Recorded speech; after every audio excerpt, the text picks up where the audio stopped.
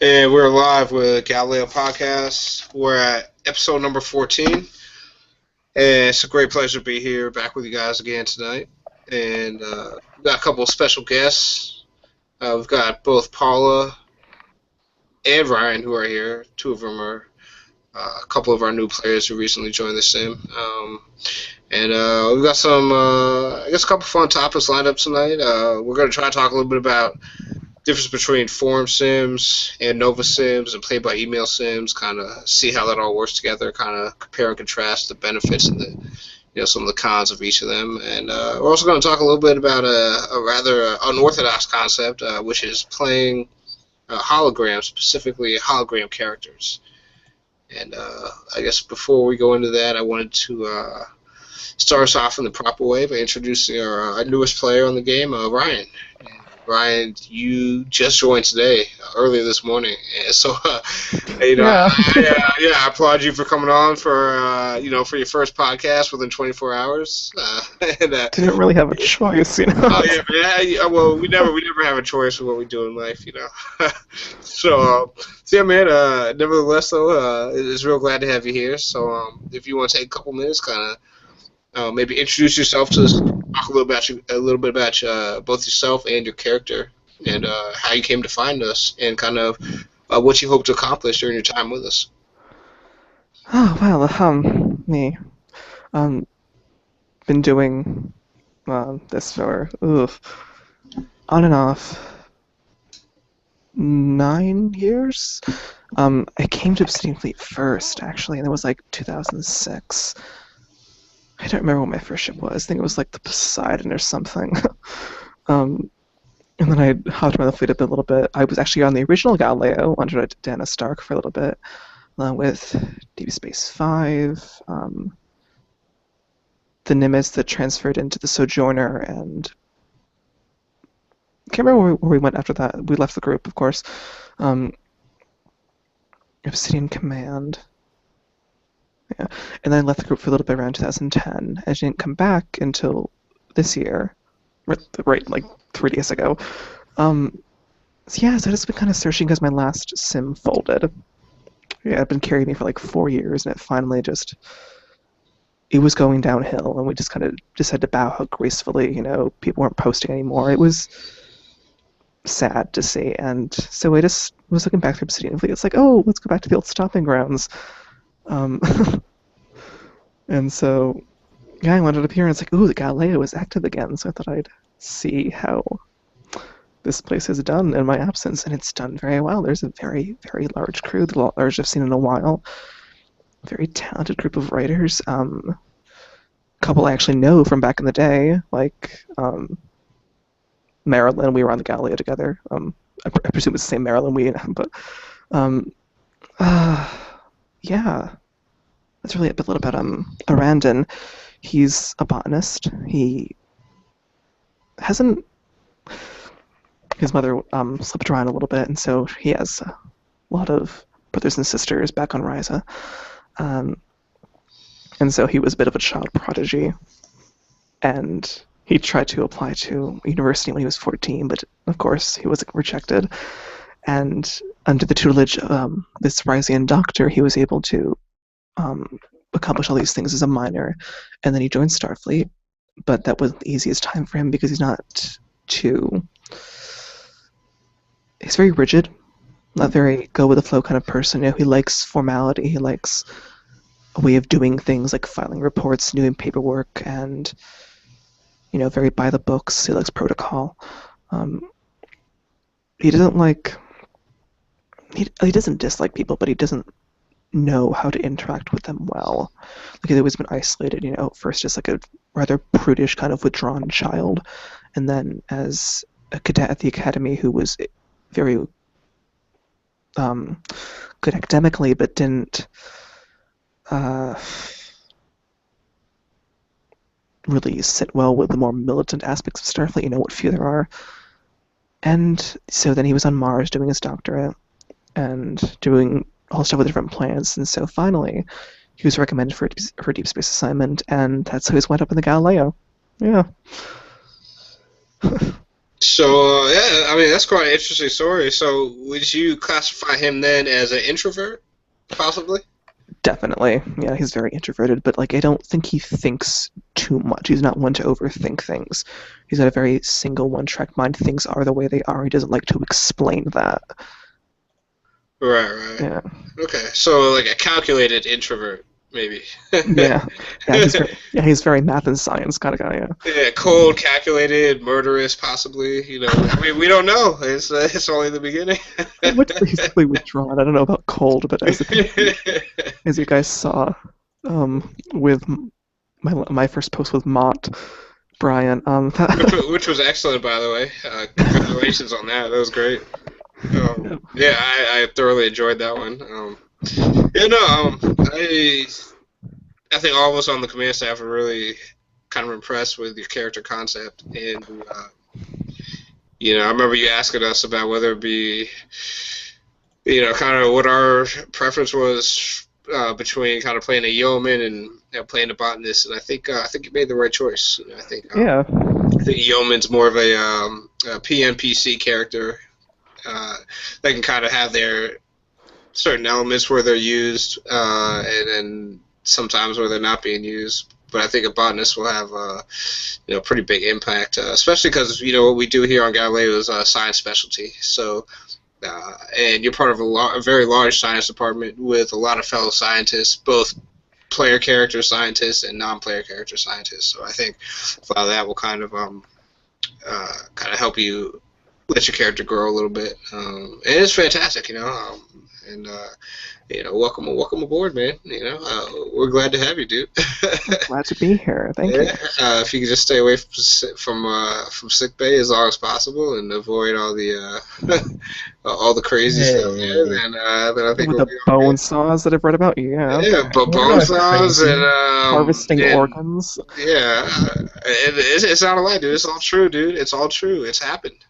I That's have all perfectly normal hobbies. all right. Well, I think we could spend an hour or an entire podcast, maybe 2 hours, on just that aspect of sick bay, kind of the dysfunctional aspect of it. But we'll let it go for now.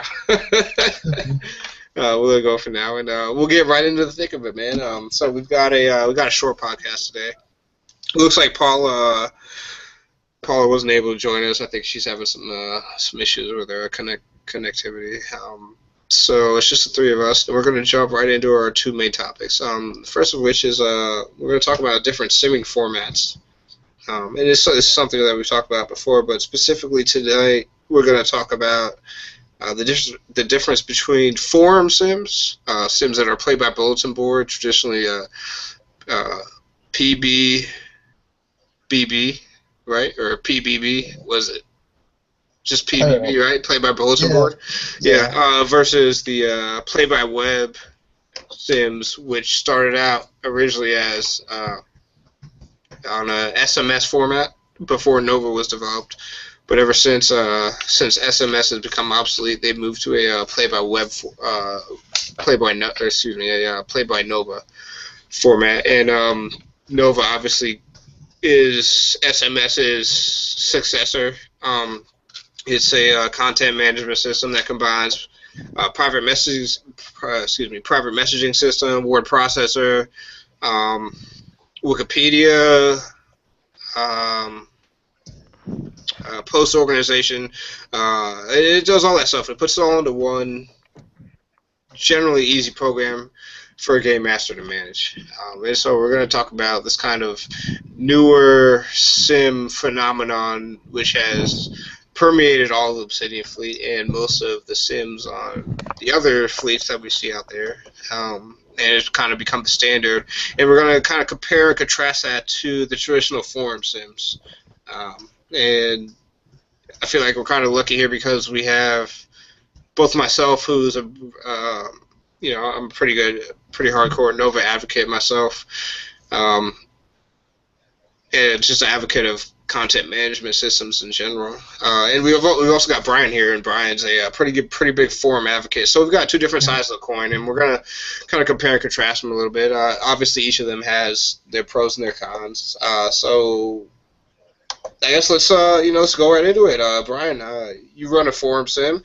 I know a lot of times kind of your preferences for forums, and I know a lot of times you think there's some things that forums do a lot better than Nova. So certain things that Nova can't do, which forum sims are able to do. So why don't you tell us a little bit about your experience? Because you simmed on both. You've had experience on both sides of the spectrum. Ryan, I'm pretty sure you've had experience as well. So why don't you guys share your opinions? What do you think?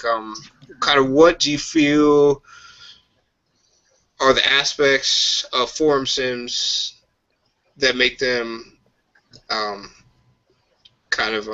intriguing and attractive to prospective simmers, and why do you think those aspects separate them from Nova sims? For me, I mean, a little bit of history. I came to Obsidian Fleet first in the mid-2000s, simmed for a couple of years, kind of left it, and then came back in 2012. And I'd found in the meantime that, whereas it used to be pretty much all forum sims, this weird new thing called Nova started getting implemented and slowly took over, and I was shocked to find that there were only like 2 or 3 forum sims in the fleet at that time. So that was a little surprising to me, but for me, I like forum sims. I like playing on them, and when I started up the USS Portland, I made, even just coming straight back to Obsidian Fleet, I decided to go on one of those 2 or 3 forum sims still in existence. And when I decided to start up the USS Portland, I decided that I was going to make it a forum sim because I'd had a little bit of experience with Nova. I mean, I've gotten more experience since then, but I've just found that there's a few things that Nova doesn't really do well, and some of those things are particularly important to me. For example, I thought, first off, I found Nova hard to navigate because of the way the menus are laid out. Sometimes if you want to get to, say, the statistics page of your forum, you have to be on a certain page to be able to get a link to that statistics page. So I found that to be tricky to navigate at times. The other thing was with forum sims, I find that they're a lot better for out-of-character discussion and chatting out of character, because everything's all right there. It's all on the forum, and if you don't totally screw up the layout of your forum and make it confusing, then it's laid out pretty well, fairly elegantly in a way that you can navigate it easily. And it also enables you to have some out-of-character forums where you can do out-of-character discussion that are right there, that you can have your out-of-character discussion right there.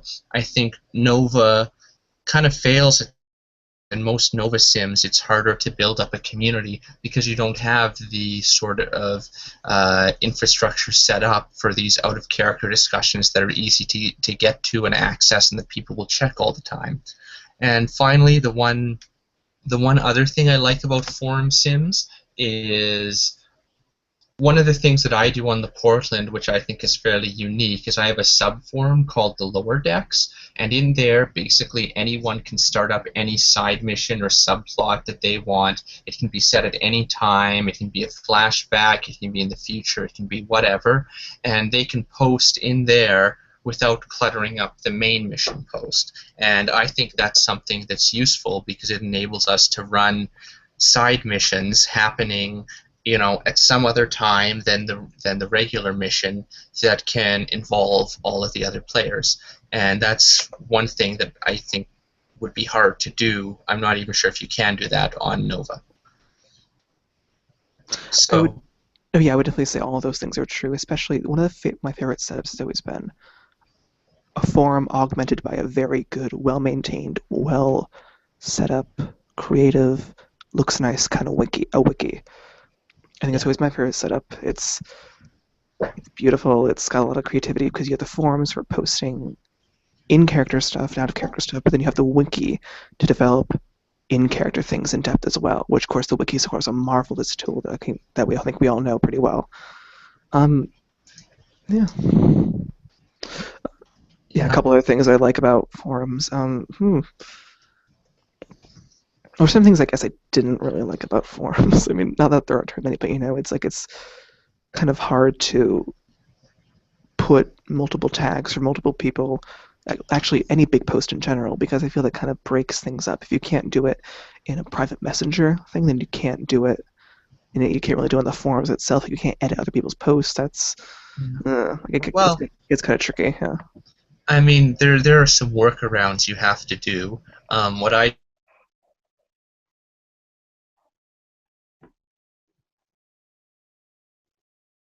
If you want to start a JP, you can start a thread there, and everyone just keeps replying to the thread, adding their tags to the post, and then when you finish, the last person just copies the last post, which by then is a whole JP, and copies it into the main thread, and then as an admin, I just delete the thread in the workshop, once the thing's all posted. So it's one of the little. Yeah, you do have to do some workarounds because I don't think forums were originally designed for simming or role-playing, so you do have to do some workarounds like that. But I think that the price you pay, for having the ability to have those OOC discussions a lot better is worth it, in my opinion. Oh, I definitely think forums were made to really build a community. Like, I know when I first left, when I left a couple years ago, the Obsidian forums were just coming into they're full. Yeah, I think it was 2010. They were everywhere. 2011 maybe. They were very nice. Everybody was posting on them. They really helped too, because I feel like Obsidian Fleet was always disjointed in the fact that there wasn't a lot of interaction between different ships. And I think the forums kind of helped to bend those bridges. There was more of a community that were all one fleet kind of thing. Yeah. Although I think the Obsidian Fleet forums are kind of an example of what not to do in some ways, because they have a lot of sub-forums that some of them don't have a whole lot of activity, so dividing up the amount of activity you have between 24 sub-forums can be a problem. And I think it sometimes just looks bad, right? If you have a sub-forum on your forum that hasn't had any posts since 2012, that kind of looks bad. And I think that one of the things you have to be careful about when you're designing your forum is worrying about forum bloat. Like, if you end up creating a sub-forum for this little thing and that little thing, it just looks bloated and bad, and it makes it harder to navigate rather than easier.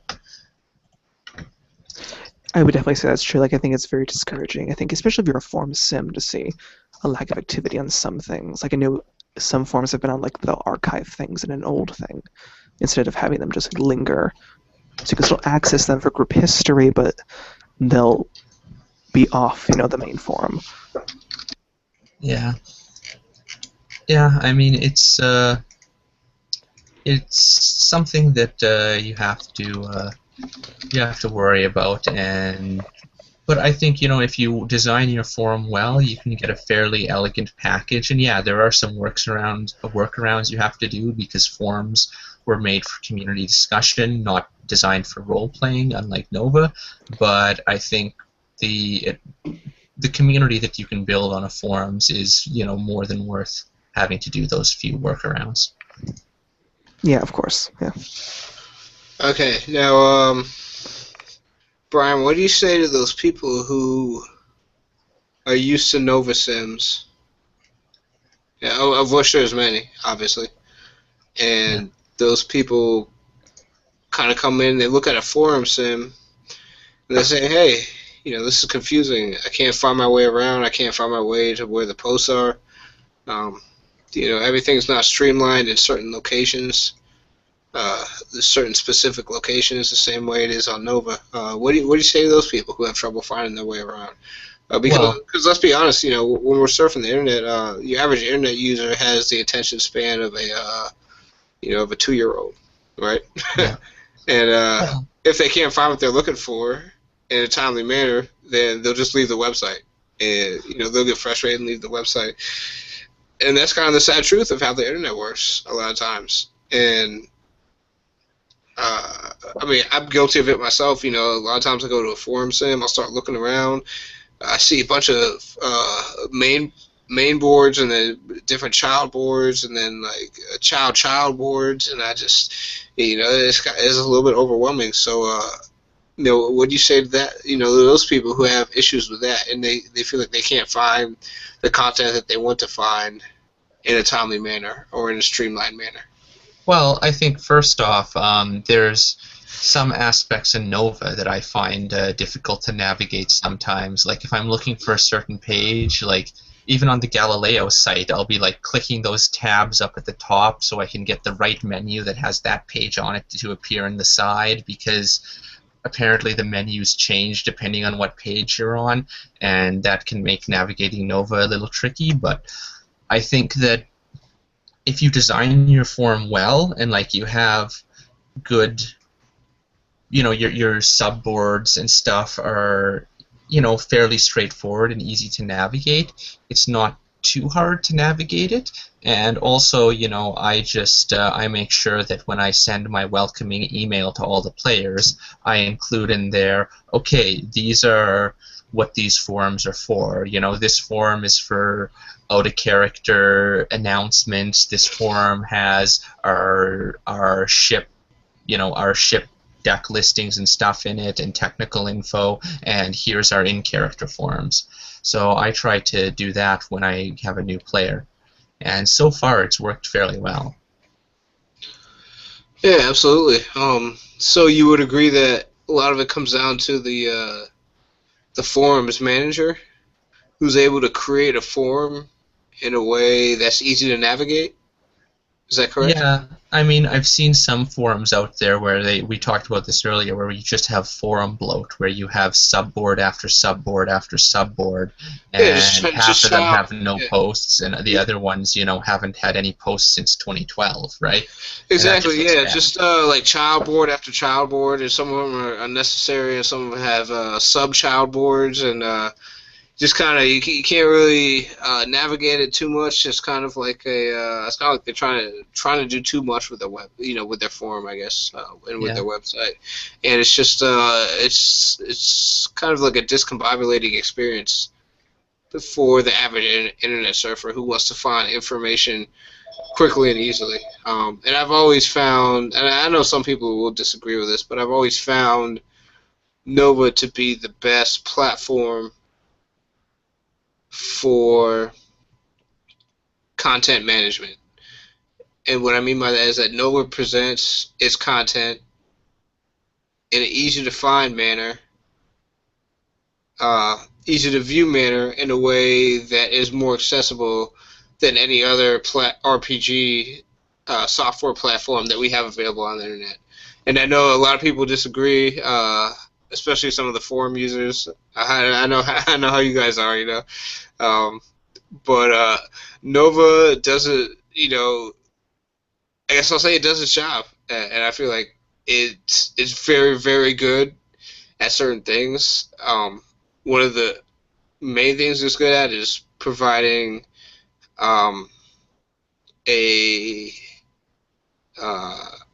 guess an integrated writing forum for, or at least an integrating writing software, that word processor that integrates for all of us to be able to write on the website itself, which is something that you really can't get with forum sims. Forum sims, you have to either edit certain posts, edit add to them posts, edit add posts, so it's a little bit different format. Whereas with Nova, you work on it and then you post it and then it's done.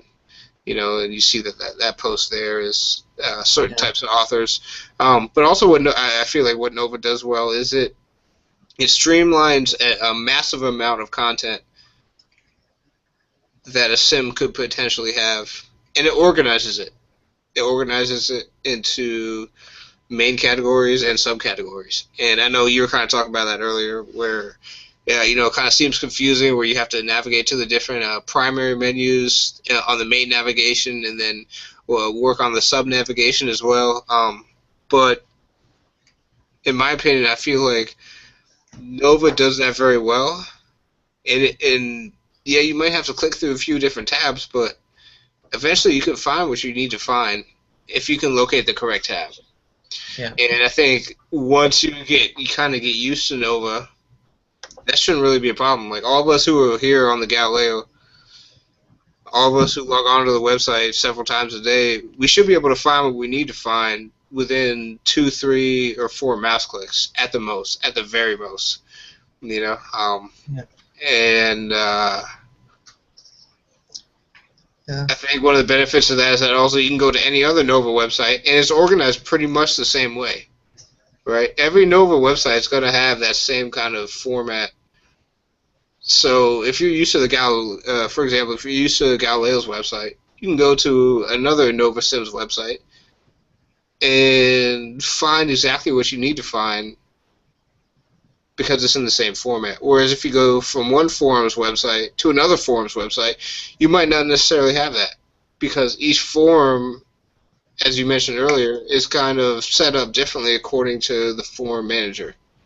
Yeah. And some forums are developed in a way to streamline the content, and some aren't. You know, you have some forum managers who are great at organizing their forums, and you just have some who aren't. You know, they just have a child board after child board, things just spaced randomly around them all the time. And so for me personally, I think that's one of the benefits of Nova. I think, you know, I won't say Nova's better than the forum, but I say what Nova does best is that it organizes content better than any other platform that we have.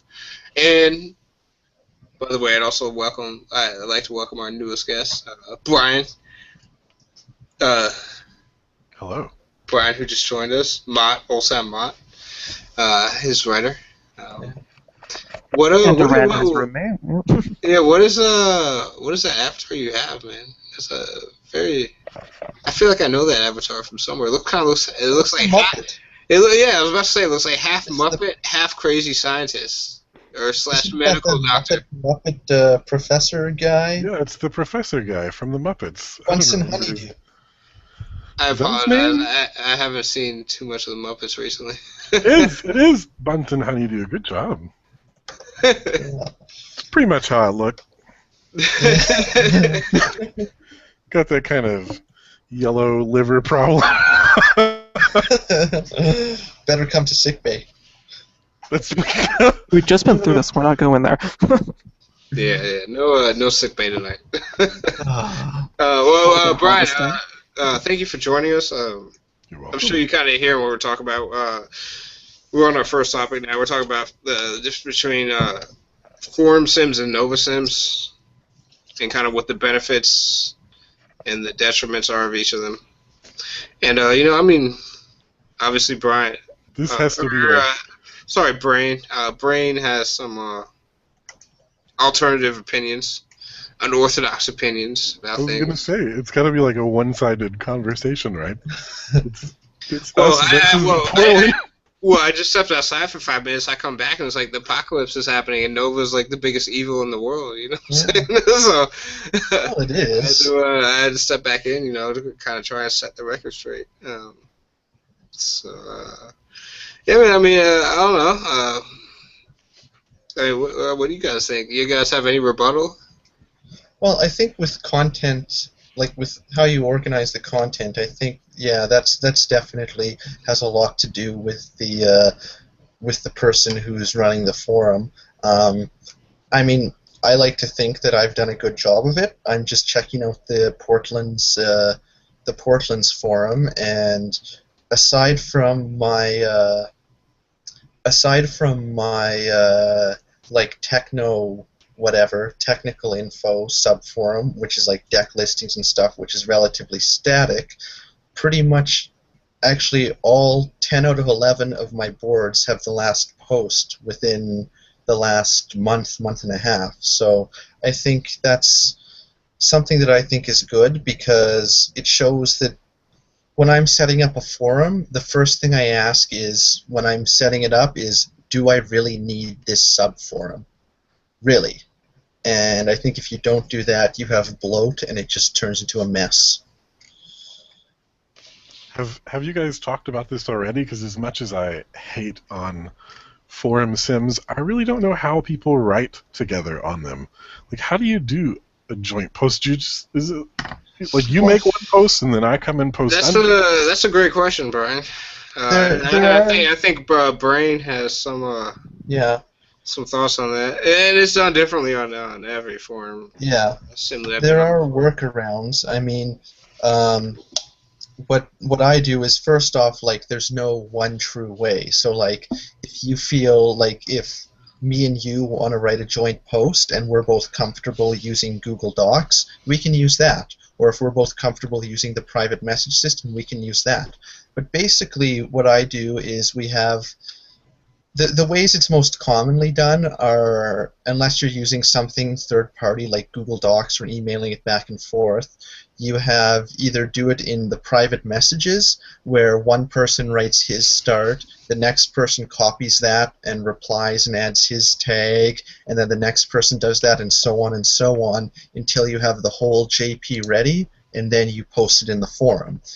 What I also do on the Portland is I have a sub-forum called the JP Workshop, where someone can start a thread for their JP and just keep doing that, keep replying to it and building the JP, and then when they're done, they can just copy the last reply in the post, which is the finished product, copy it into the actual posting forum, and then I can delete that thread once they're all done. Okay, so this is going to sound pretty Nova elitist, but you're basically using workarounds where it's kind of all integrated into the Nova system. Yeah, no, I totally agree, but I feel that the workarounds are a bit of a trade-off, and I think that what you gain with a forum sim is kind of worth that trade-off. I mean, there's features I wish that forums did have sometimes because they originally weren't designed for role-playing. They were designed for, just talking about, politics or trucks or guns or whatever. And I wish that there were some features, but yeah, there are some workarounds you have to do, but I don't mind doing those because I like the benefits that forums offer in terms of OOC interaction and discussion and community building. I can share that when I first joined a Nova Sim, it was totally overwhelming to me because I had no idea what it was. I just happened to stumble on one and I thought, okay, I'll join this. But the CO didn't really give you any instructions about how to use it or anything. So you just log in and you're on your own, but you're totally lost with it. But I think once you get the hang of it, it's very easy to use, but at the same time you could argue the same about a forum. Yeah. Yeah, I was the same way when I first joined Nova. I'm like, how do I find anything on this damn thing? And I was just confused. But yeah, it was tough. But I try to explain that to all my new players, right? Here's the list of all the sub forums and what they're for, right? And I haven't had really any problems yet.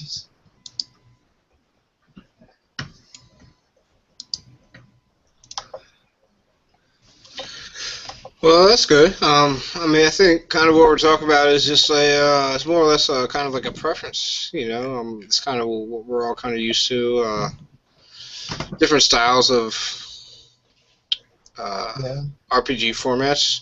Some people prefer one style, some people prefer the other, and there's nothing wrong with that at all. Some old school people use PBEM still. I am in love with that. Do not bash it. I've just still hearken for those days. Whoa, that's big time old school. Yeah, those halcyon days of youth. There might be some people still using like ICQ or something out there. It's all preference. And I think the one good thing about OF is that we do have a little bit of all three, so there is somewhere for everyone. Oh my god! You know what I'm glad is gone though? IRC as a means of like IC communication and writing.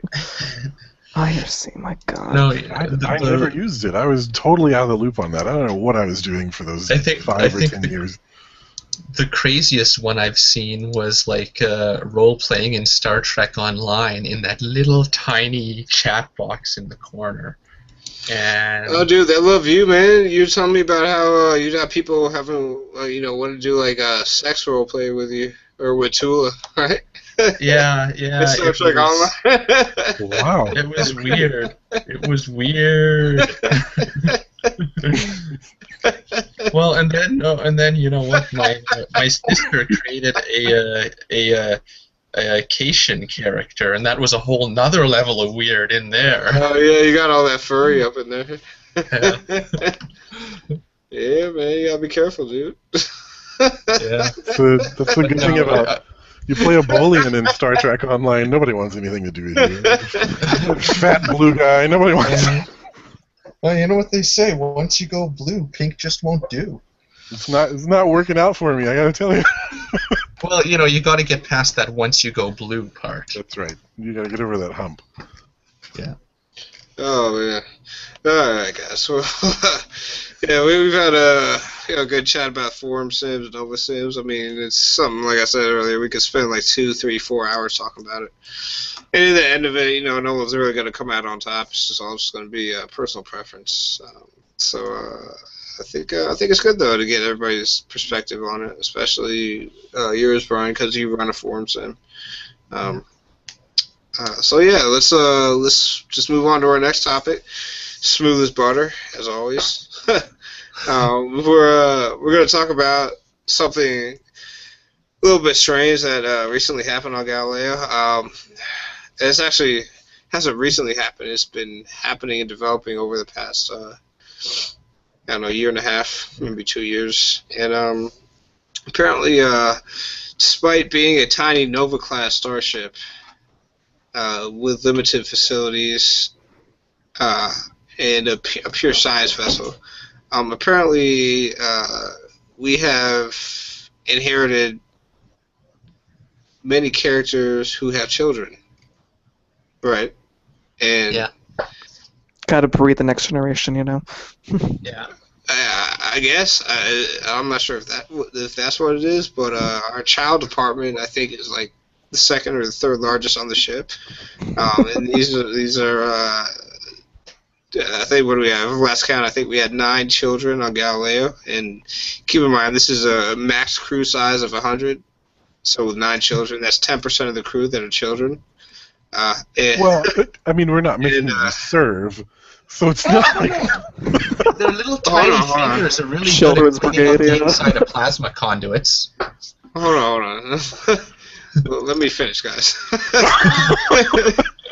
And, we're obviously not a Galaxy class. We're not a family ship. We're not a Nebula class. We're not a Miranda class. We're not the type of starship that can reasonably maintain a large population of children. We're a Nova class starship. For those people who don't know how big a Nova class is, it's about 180 meters. And for people who don't know how big 180 meters is, I don't. Think about a large yacht or a skyscraper, a large skyscraper that you'll see in your downtown city skyline, and that will give you about 180 meters. And 180 meters is about next to a Defiant. We're the smallest class of proper starship in the fleet. In comparison, a Nova class is from bow to stern. It's half the size of a Galaxy class nacelle. Okay, so just a single nacelle on a Galaxy class, we're half the size of that. Wow. Yeah. So you can imagine, and we've only got what, 7 decks, habitable decks. We've got an 8th deck, but that's mainly used for maintenance and stuff. So we've got 7 decks. So we're about 180 meters. Think of about the size of a Navy frigate, somewhere around there, maybe a little smaller.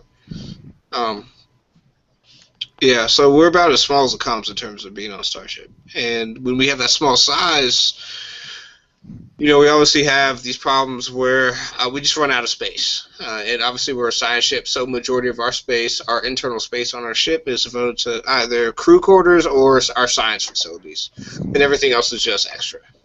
A tiny brig. Somehow we managed to convert a... Oh, man, I'm sorry. I'm going to try to say this with a straight face. We turned one of our one of our cargo bays into a auxiliary shuttle bay, and we got rid of one of our engineering labs on deck 7 and turned it into a bar. How many bars does that make on a ship then? Well, it's actually a bar combined with a brewery, so we actually have our own brewery mixed with a bar. We just have one bar, right? We don't have more than one, do we? No, yeah, it's just one bar. But it's a bar / lounge / brewery all combined into one, so it seems like more than it is. But no, in all reality, it's tiny. And I digress because I just got completely off topic. But I guess what I was trying to say about all this is that we're a very small starship, very ill-equipped for anything other than scientific exploration. Yet we have a huge number of children on board. And with these children comes immense problems, because obviously kids are little fuckers, and they just run around everywhere. They poop and they pee everywhere, and they destroy things, and they're just dirty, unhygienic. Pretty much the worst parts. The worst parts of any crew member that you could think of to be on a starship, and when we're dealing with all that, we have to think of how can we take care of these kids without just putting them in the airlock and bust them out in space, right? Because that would just be cruel, I think, Yeah. Although I've thought about it several times.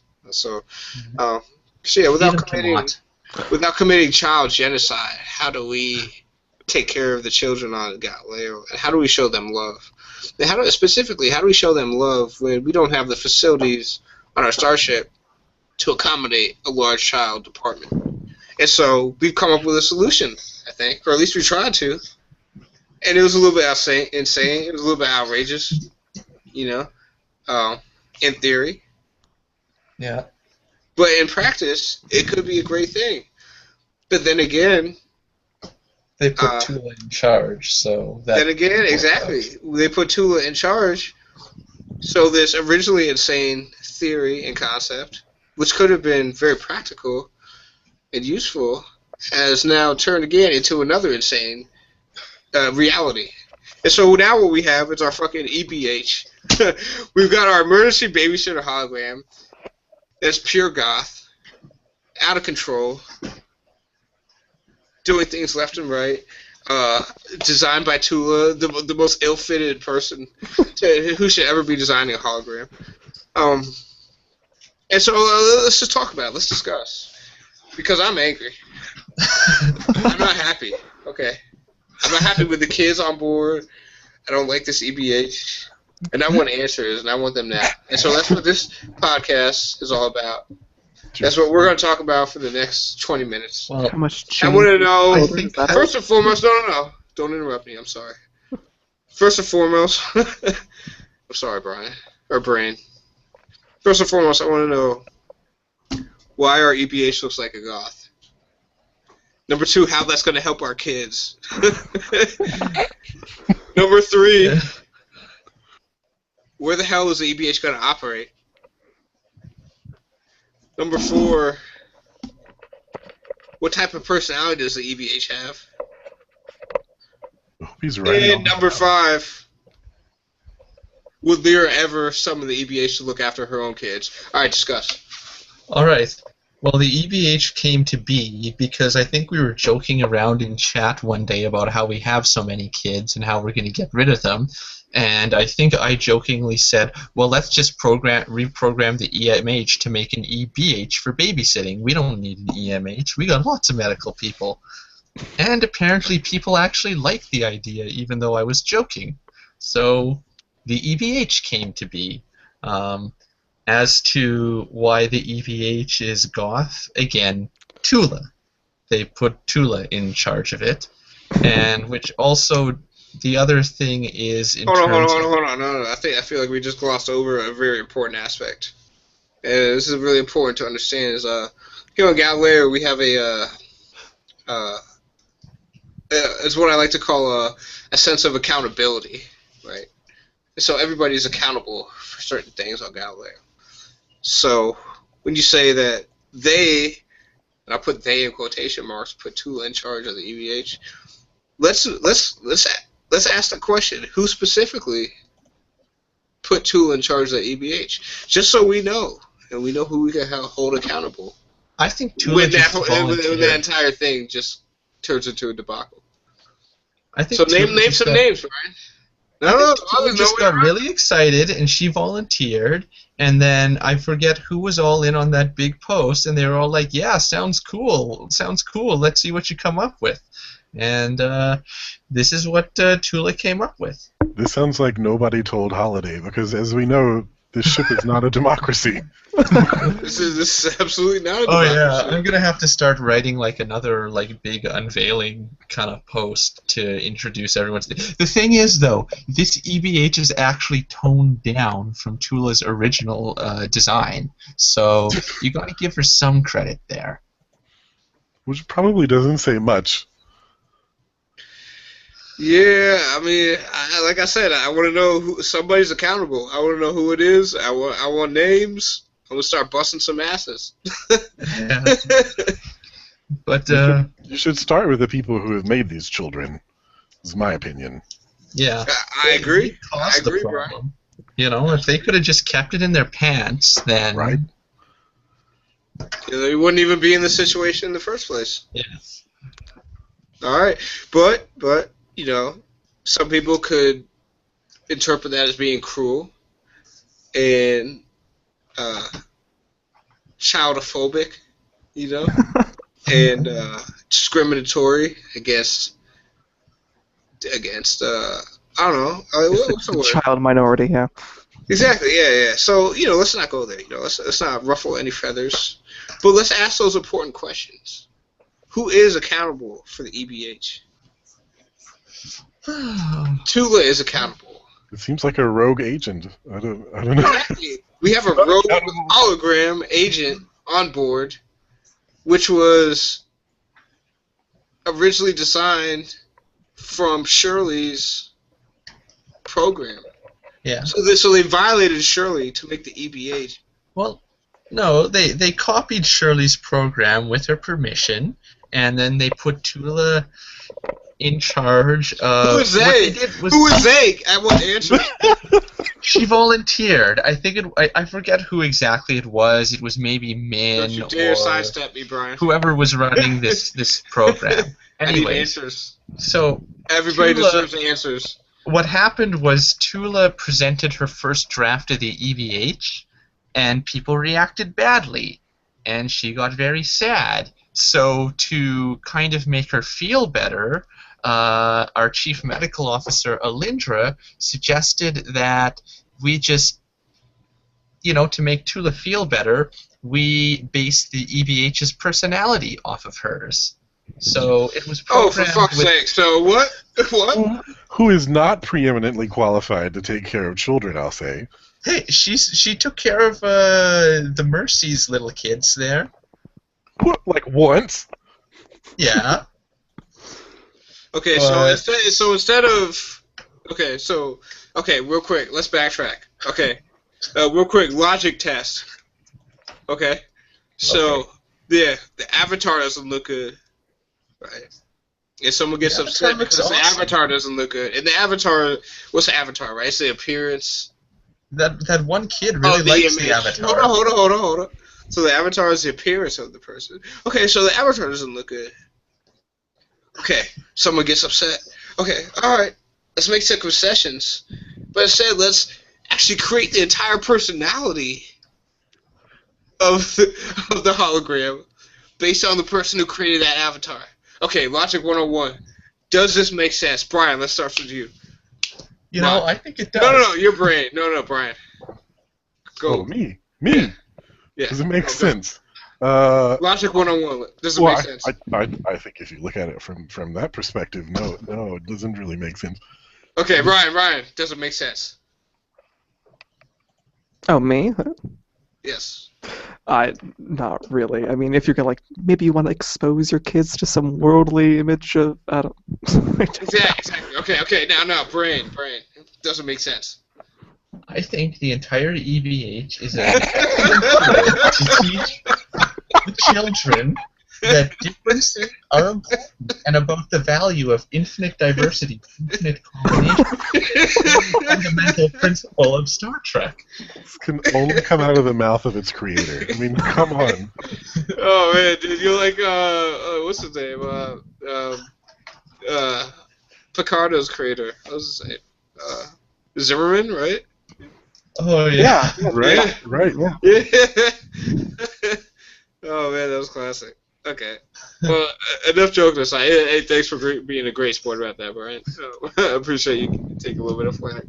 But all that aside, what we actually wanted to talk about was kind of what it's like to play a hologram character, because I don't think a lot of us here have ever played a hologram character.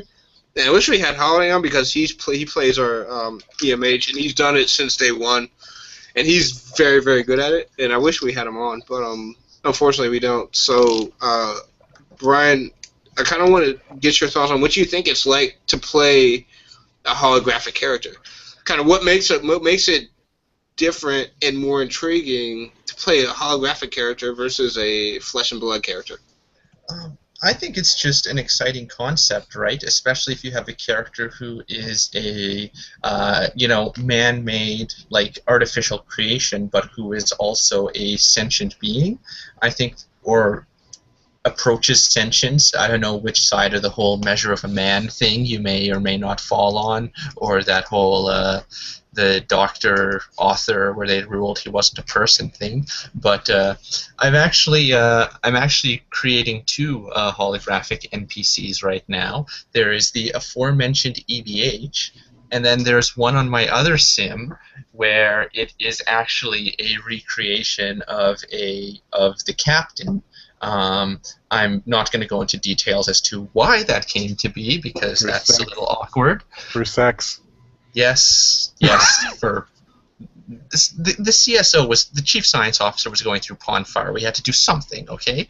But the funny thing there is basically this hologram was created based on her programming was based on like a brain scan of the captain.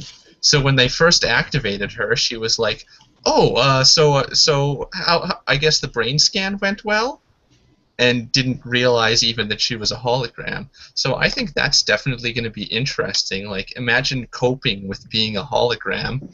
And I've thought about even like little things like, sleeping and eating, and being turned into a hologram would really mess with that. I mean, like if Dr. Mott was a hologram, he couldn't eat. Like, I don't know what would happen there. But does not compute. Yeah, I don't think that would ever happen. That's not a plausible scenario. So. But I am kind of excited to try it out. I think there's a lot of, so far it seems like all of the artificial holograms and androids on Star Trek have had this whole kind of, on the shows have been all this like, we want to be human kind of deal. Like Data was all about trying to be human. The Doctor was trying to expand his programming and be more human, and that sort of thing. So I think that's definitely an interesting angle that will always come into play when you're playing one of these characters. And I think they also just have different limitations and capabilities. Like they have to, be in areas where there are hollow emitters. They have to have their programs activated and deactivated. And I think it's definitely something that we could have a lot of interesting situations come out of. And I know, like, Brian, your character has had a lot of interactions with the EMH, right? So that's something that we can, hopefully have in the future with the EBH. Interesting. Yeah, Brian and Ryan, discuss. What do you guys think? Good idea or bad idea? Playing a hologram? Well, if we gotta go into like electronic characters in general, I think it's just it's always been interesting to me that that the characters always want to be human. That as like that's their main goal in life. I know like you maybe want to emulate your creators, but I've always been curious as to like why they didn't want to go beyond that, be something greater than just emulating what's something that you can never be, a carbon-based life form. Like there's an episode of Voyager where the Doctor and was it Seven or was it Torres come across this alien that's like murdered the crew of the starship, and it doesn't need life support, it doesn't need to eat, and it comes across this conversation about like our holograms or synthetic life in general, like the superior life form because they don't need to eat, don't need to sleep, don't need life support or like any of the energy that would come from that. I don't know how much of the Galileo's power consumption is spent up with that, but if you didn't need life support or replicators, you kind of have to wonder what else you could do with that space or with that energy. Yeah, but I've always found electronic characters in that pursuit to be human as very interesting. That you've got all that knowledge, you got all that information, you got a personality. Like you've basically awoken from the womb, fully self-aware. You have a lot of knowledge, but you don't know who you are as a person because you really haven't been programmed with that knowledge. You need to kind of you're really on a journey of self-discovery. I think that's always been very, very interesting. I don't like them. No, just kidding. Like my character doesn't like them for no real reason. I think he's just irrational about it. But I think it is interesting too why they always want to be human. I assume it has something to do with ratings and the fact that we would be really creeped out watching a story of a hologram eliminating humanity. Well, let's be honest. Turns off life support. End of series. Right? Well, that's when it turns into a Terminator, right? And you have Skynet and Judgment Day and all that stuff. Yeah. I think on some level we're all kind of inherently concerned about an AI just outpacing us, and then we become irrelevant, right? So I guess that's why we always portray them as wanting to be more human. But I'm back to the original question. I think it would be interesting to play a hologram. I never really thought about it before. It was always just kind of every other ship I've been on, they've had an EMH, but it's not really been somebody's character, right? It's just something that kind of people just write it whenever it's convenient to write it. And it has no personality. It's just a thing that turns on. So I feel like a little bit, at least from the ships that I've served on, we're a little bit unique in that Tom actively plays the EMH, and it has a very snooty anti-Boolean personality. Well, can you blame them, for being anti-Boolean? Well, no, not really. Yeah. Tom's. I don't think I've seen a player who's been able to play an EMH to the hilt like Tom is able to do it. You could really throw that EMH in any circumstance, any situation, and he will play that character to the hilt, literally as if he's one of the script writers that I guess not Gene Roddenberry, but one of Gene Roddenberry's staff hired. And I think we're actually pretty blessed that he's able to do such a fantastic job. And he's able to completely get into character, like 100% get into character whenever he writes our EMH. I mean, dude, you guys were messing. I mean, you guys pranked him so bad. You messed around with him, turned him into a woman with red hair and big boobs.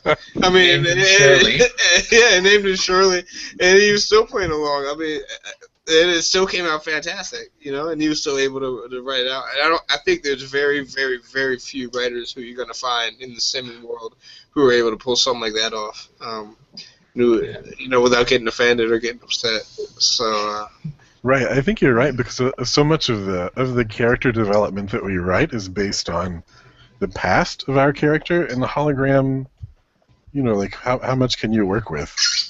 Yeah. They didn't go to school or they didn't grow up on Ryza or whatever. So they have the author has so much to work with. It's kind of limited with the technical basis for it, really.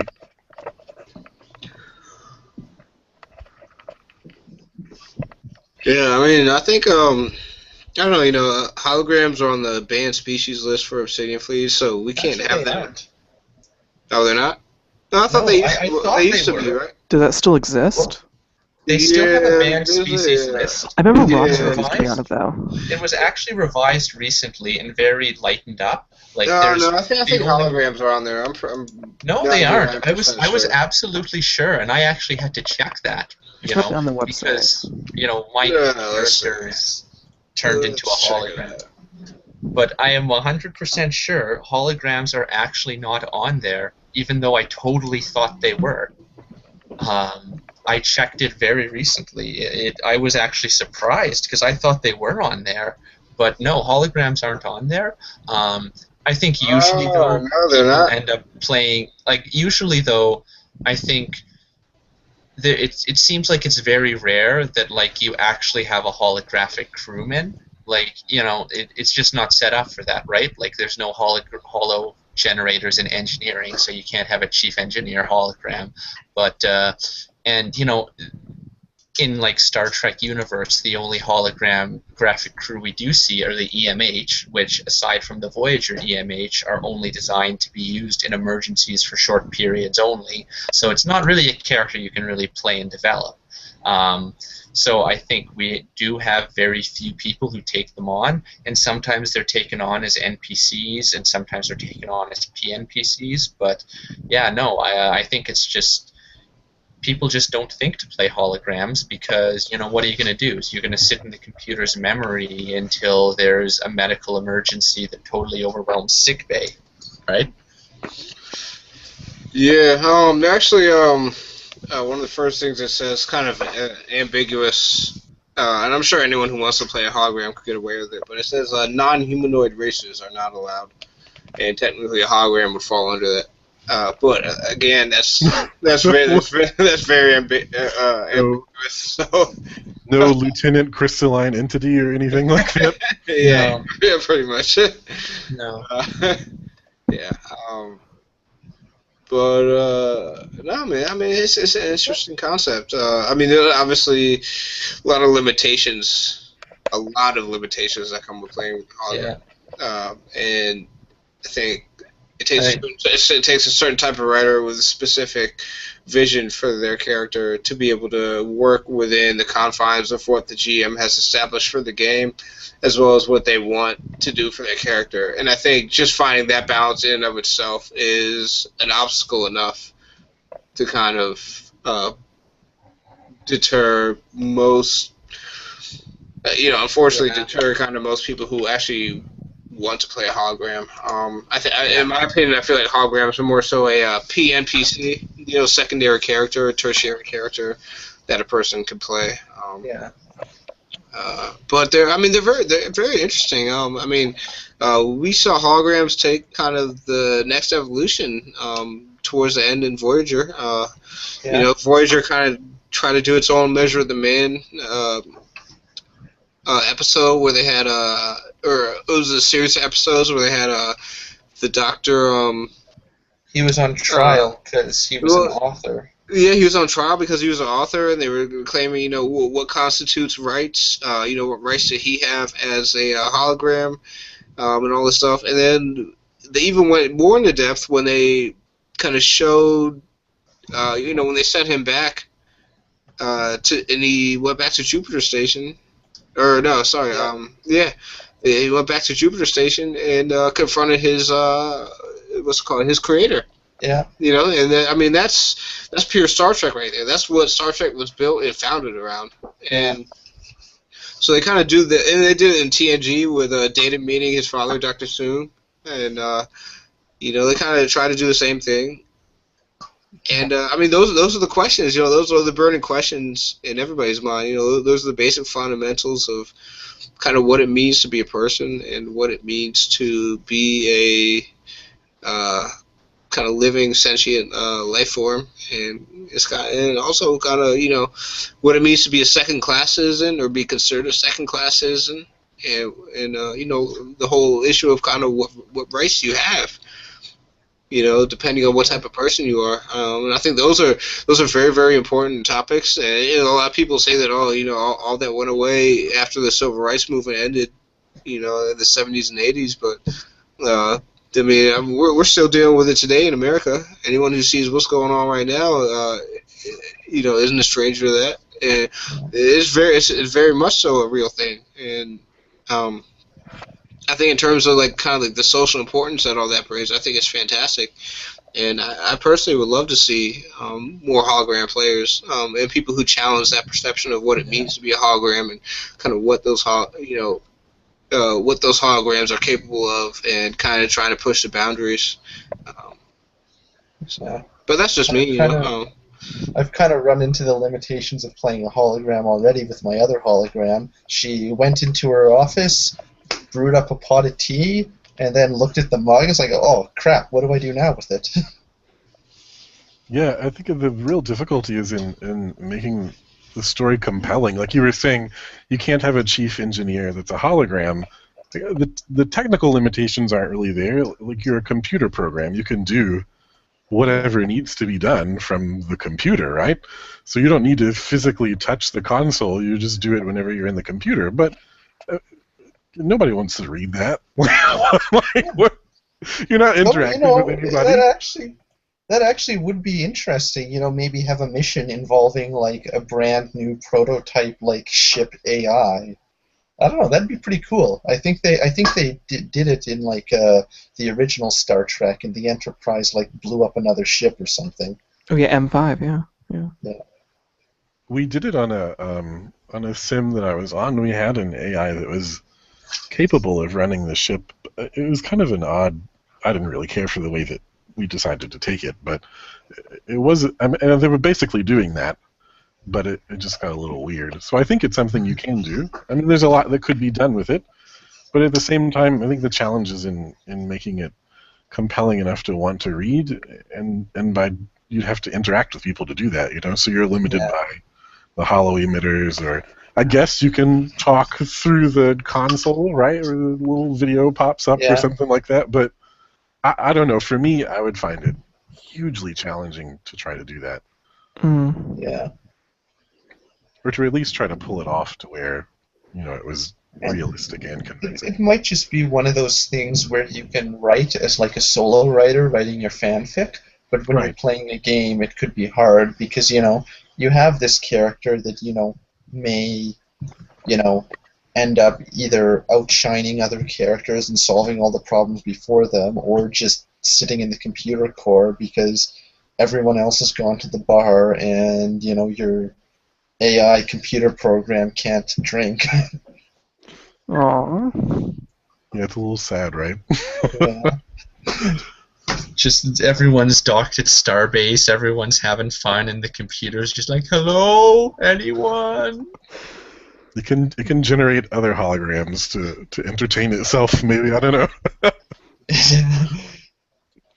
I like that Jay brought up the other, like the ethical aspect of it and its relevance to today. Although now I really just kind of feel like Mott is a racist. Because he doesn't like the hologram, but... Well, all these holograms being created, taking all of our jobs and everything, That's right. I have to think a little bit more on this. I think, though, one of the great things about Star Trek is that we can use kind of stand-ins to explore these kind of ideas. Like McCoy can say, oh, you green-blooded, pointy-eared, blah, blah, blah, but if he said something about, like, an actual, real-life ethnic group, it would be a lot different, right? And, we do that, like, we use kind of, like, I don't know, like, the Bajorans to stand in, I don't know, my opinion is that the Bajorans are basically space Palestinians, right? And, if they were actually to do that, it would cause a lot of controversy if they were to actually, have actual space Palestinian. But, like, one of the interesting things about Star Trek and science fiction is that you can kind of explore these weighty issues in our society today at home, kind of like explore them fully, like while kind of using stand-ins so that you can actually explore them fully, almost like how kind of Gilbert and Sullivan set some of their plays far away so they could use like the Japanese and the Mikado, but they're really making fun of upper class British people, and they can be more ruthless against them. Right. I think we kind of touched on it a little bit in the, I would say, the last mission.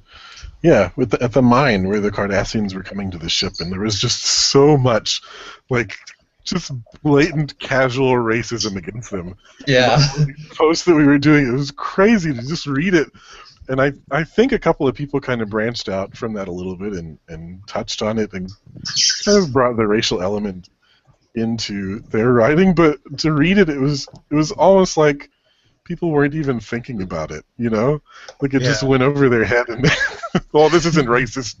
They're Cardassians. It's different. Yeah. Well, yeah, like I think our post earlier this morning we were talking about Arandon's ears. That it's like, oh, he's a Romulan. What do you do? Is he shifty, secretive, got a little plan going? And I've heard that that's a sensitive topic for him. That he's kept the ears covered because maybe it'll pass for Vulcan. But if you ask him, he's not going to deny it. Yeah. Yeah. Right. He is up to something though. Totally. Yeah. Let's just be clear about that. Okay. Well, and so is what's her face, the other Romulan, your little Romulan NPC there. Oh yeah, she's definitely up to something.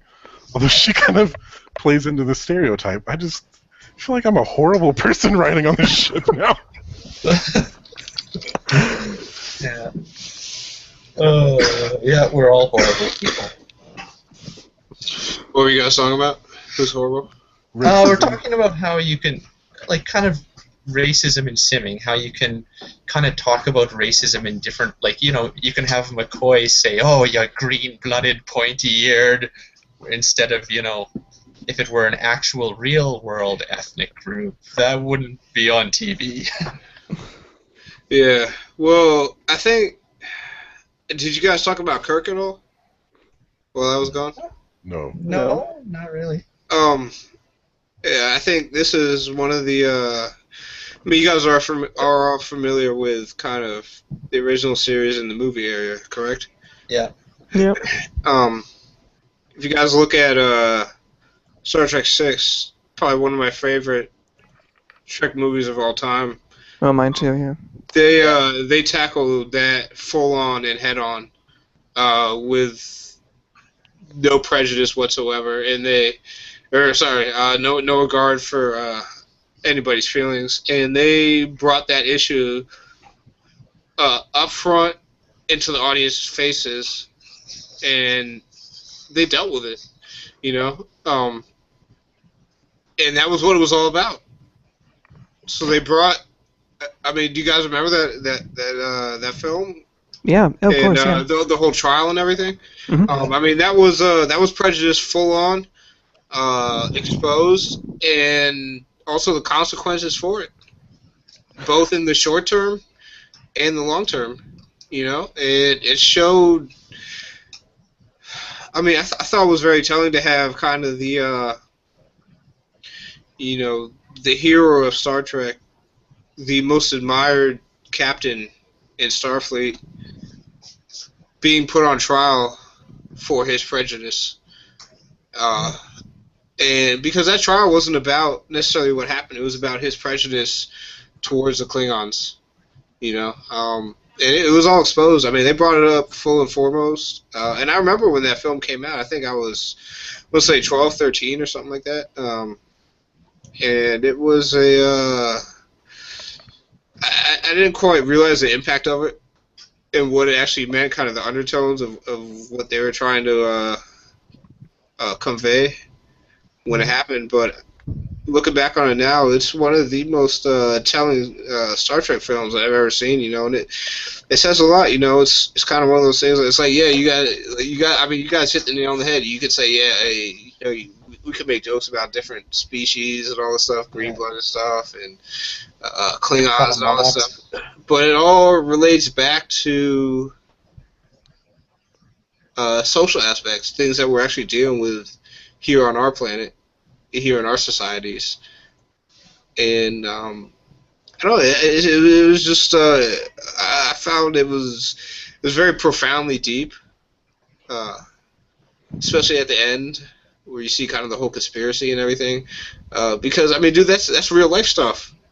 That's dude, that shit is happening, and it has been happening in our in our societies for a long time, and so I kind of felt it took it from the next level from just being a science fiction thing where we have different species and everything, and yeah, like we all kind of laugh when someone calls someone pink skin or or like green blooded or whatever. But I felt that in the undiscovered country they took it to the next level. They kind of tried to relate it to what was actually going on in our societies, and that was something I really appreciated. And I think that's something that Star Trek's always done. And so they've always tackled those I guess those tough societal issues, and they've always tried to put it in a manner.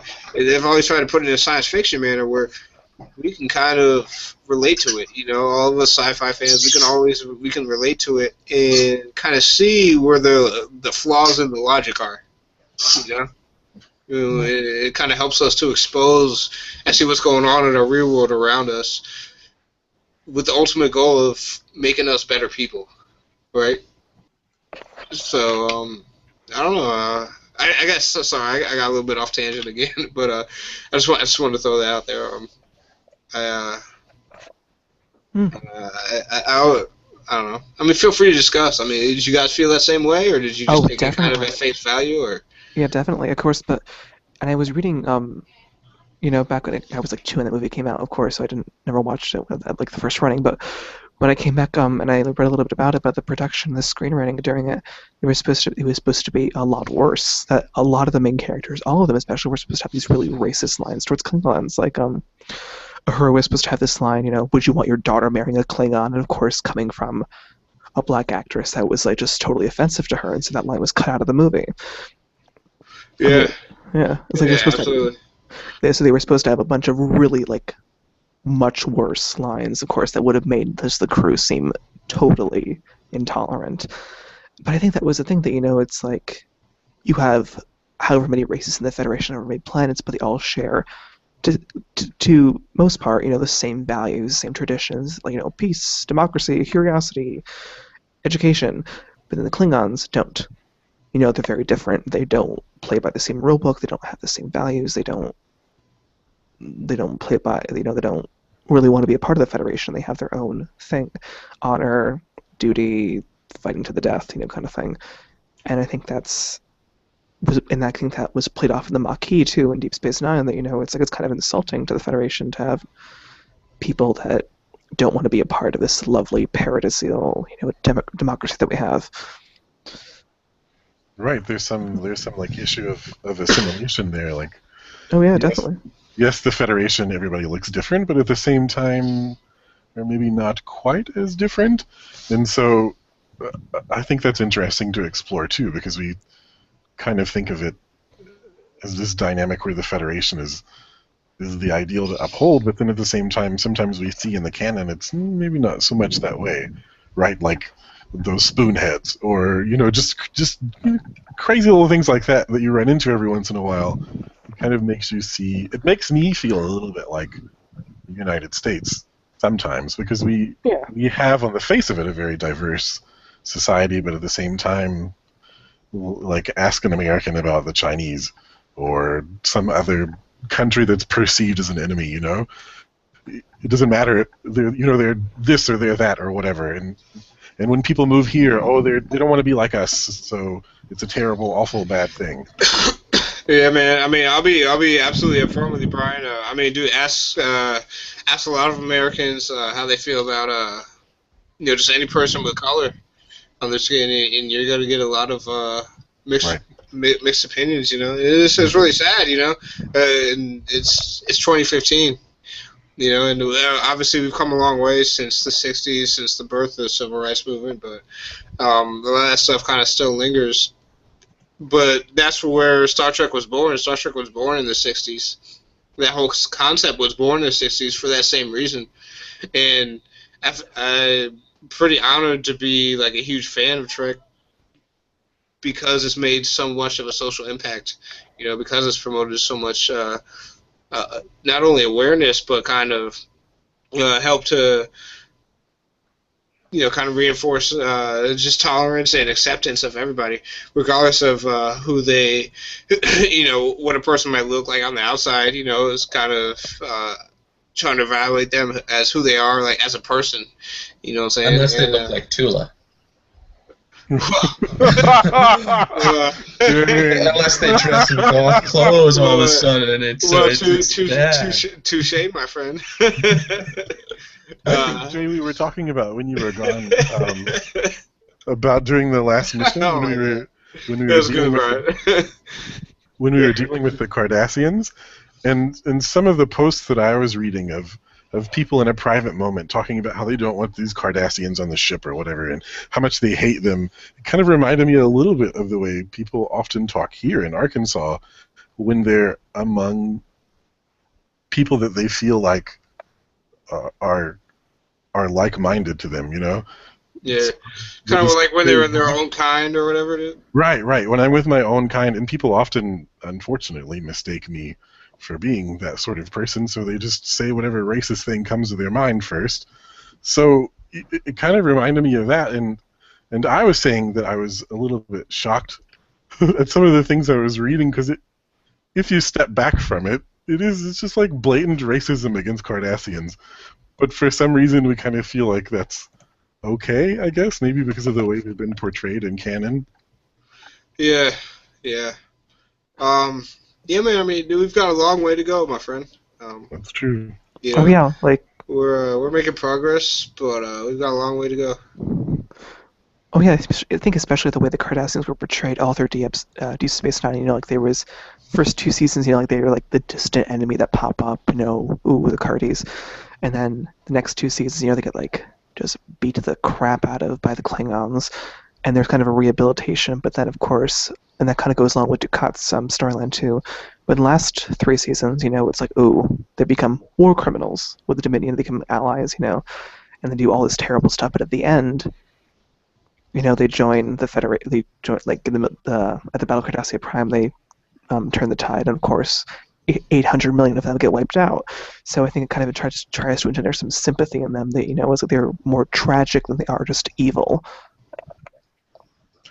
Right, but it only came through I felt bad for them because it only came through at that one point, right? Like they had one redeeming moment, and then 80 episodes. I think though there were from time to time you saw other sides to them, you saw what's her face, Nada Malang there, Garrick's love interest, and you saw the in one of my favorite Trek episodes of all time, you had the filing clerk pretending to be a war criminal pretending to be a filing clerk there. Oh yeah, duet, yeah.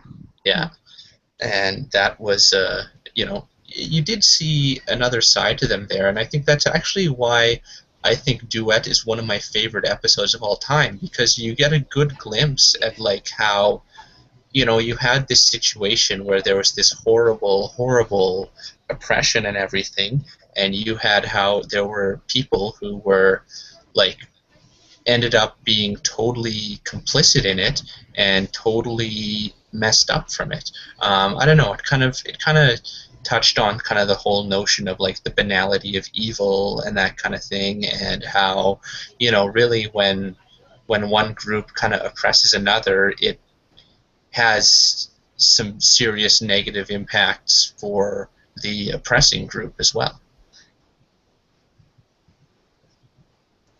Yeah, and of course the ending to Duet too, when the guy just shoots him even though he's innocent, and he says, "Why'd you shoot him? He's a Cardassian." It's like, ooh. He did this for healing of Bajor and Cardassian, and then it finds, of course, it unravels around him, and then he just gets shot at the end by Bajoran just because he's Cardassian. Yeah. Yeah. Right. I think things like that in Star Trek in general have always spoken to me because I was born and raised in the South, where these things just go on around you all the time, where you hear both white people and black people say, just so casually how they would kill another person of the opposite race just because they were a person of the opposite race. So when you see those things on TV, I don't know, it gives you a little bit of hope, I guess, that people realize that kind of stuff is going on. And even though it's a fictional universe, like Jay was saying, it still has so many parallels to our real life. Yeah. Hey, Brian, man, I'll be the first to tell you, man, you need to get out of the South, dude. Trust me, I've lived, I've been all over the world, so I know it's not as bad in other places, although I swear I saw more racism in Chicago than I did down here. But fair enough, yeah.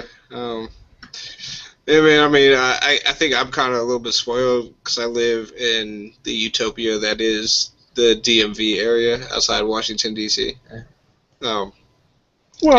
Utopia-ish. Utopia-ish, as much as of a utopia as America could get. Yeah, with the highest cost of living ever. I thought the district itself was like ridiculously divided. Like, go to southeast or southwest. Oh yeah, I mean, and then go to Georgetown. No, it absolutely is segregated, but.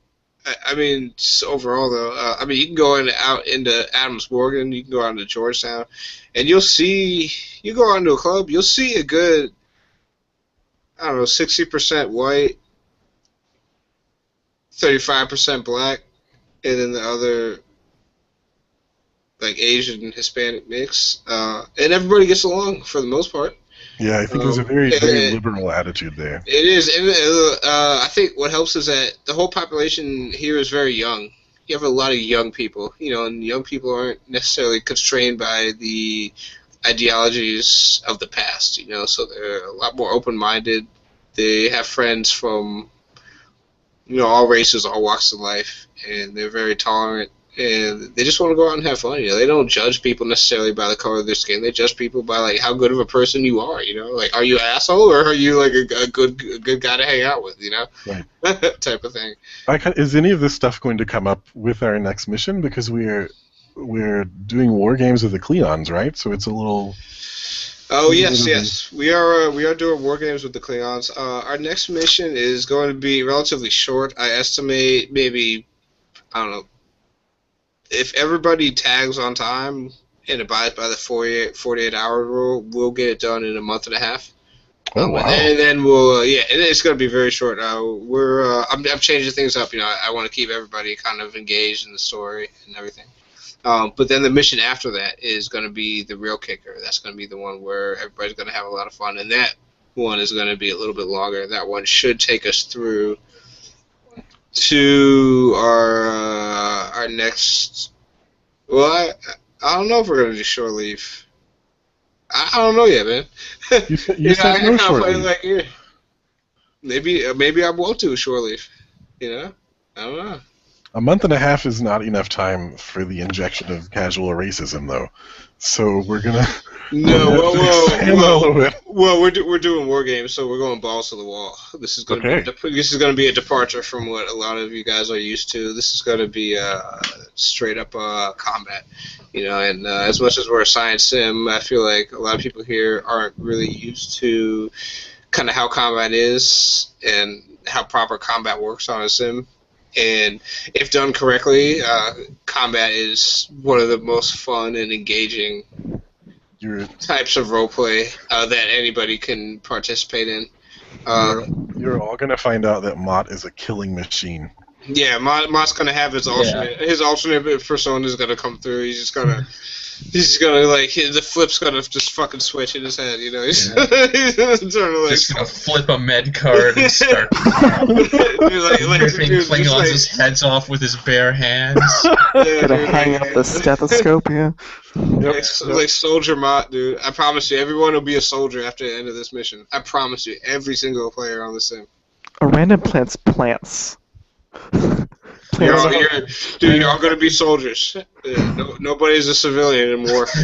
I know. I've played a couple of Sims before where Tula was involved in combat and managed to kill a Klingon.